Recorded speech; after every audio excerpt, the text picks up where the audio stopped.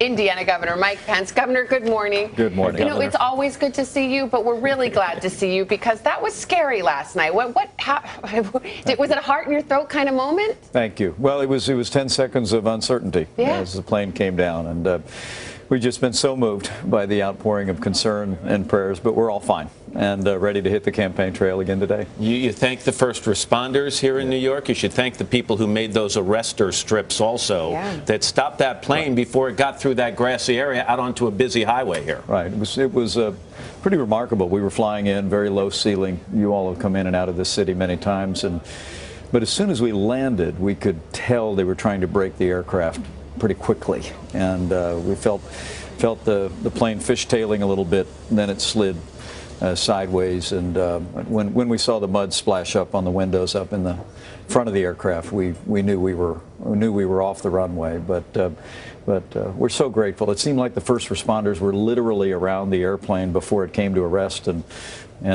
we thank the pilots as well. My son is a Marine Corps aviator, and Michael likes to say that every landing that you walk away from safe is a good landing. Absolutely. Have you ever had concerns before about your plane? Our campaign reporter, who is on your plane all the time, part of the press corps, said it's almost a running joke because they're used to some bumpy landings. Is this something that you've ever been worried about before? No, I really have never been concerned about it. We land on some pretty short runways around the country, but you know, we have a saying in our family that you know the safest place in the world is to be in the center of God's will, and we really feel like we're right where we're supposed to be. It's the greatest honor of my life to run and hopefully to serve as Vice President of the United States after this election, and so we're really grateful everybody's okay, including our press corps, and like I said, we're wheels up off to Pennsylvania, North Carolina before the end of the day. You're really happy the press corps was okay? No, I'm just kidding. I see your wife over your shoulder. I'm happy that she and your daughter are okay as well. Let's talk about the campaign. You bet. Yesterday, your running mate joked and said, you know, maybe we should just cancel the election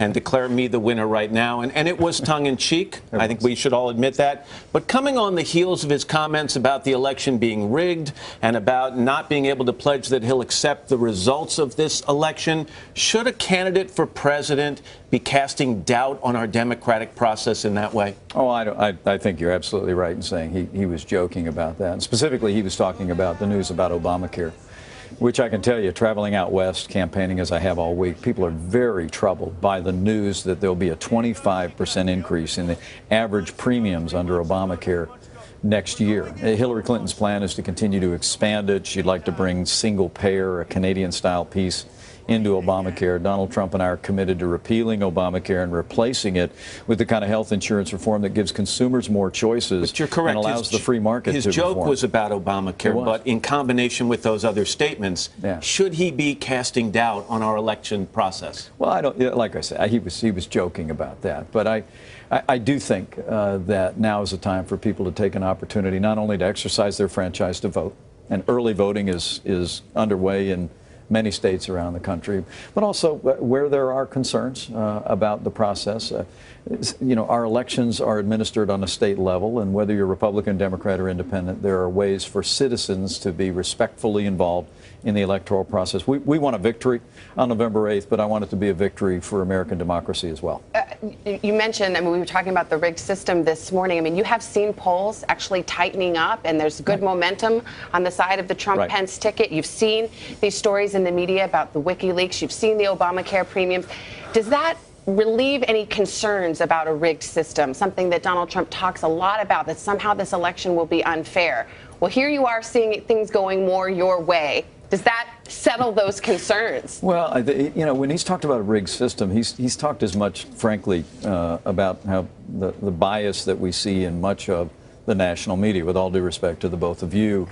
I mean, there was a study recently that showed that evening network news, that he'd gotten the majority of coverage in the last 3 months, but 91% of his coverage was negative. But if the polls are tightening, the proof's in the pudding. Well, I think the polls are tightening because the American people are focusing on how dramatic a choice that we have here. It's a choice between change and the status quo. It's a choice between policies that have weakened America's place in the world, stifled our economy, and in Donald Trump, we have leadership that's willing to rebuild our military, stand tall in the world, and revive the American economy the way Ronald Reagan did through tax relief, regulatory reform, repealing Obamacare and having trade deals that'll put the American worker first. So unfair to say. Can you answer in 5 seconds? Would Joe Biden make a good Secretary of State? I'll tell you what, we're going to have a lot of great choices if we have the privilege to serve. And I got to tell you, it's the greatest honor of my life to be standing shoulder to shoulder with a man I believe is going to be the next president of the United States. We are really happy you're okay. Yeah. You're headed to Pennsylvania today? Pennsylvania and North Carolina. I was going to say Pennsylvania. You could drive or take the train. Just a thought. Governor, thank you, and our best to your family as well. Yeah, thank you. Hello, Today fans. Thanks for checking out our YouTube channel. Subscribe by clicking that button down there and click on any of the videos over here to watch the latest interviews, show highlights, and digital exclusives.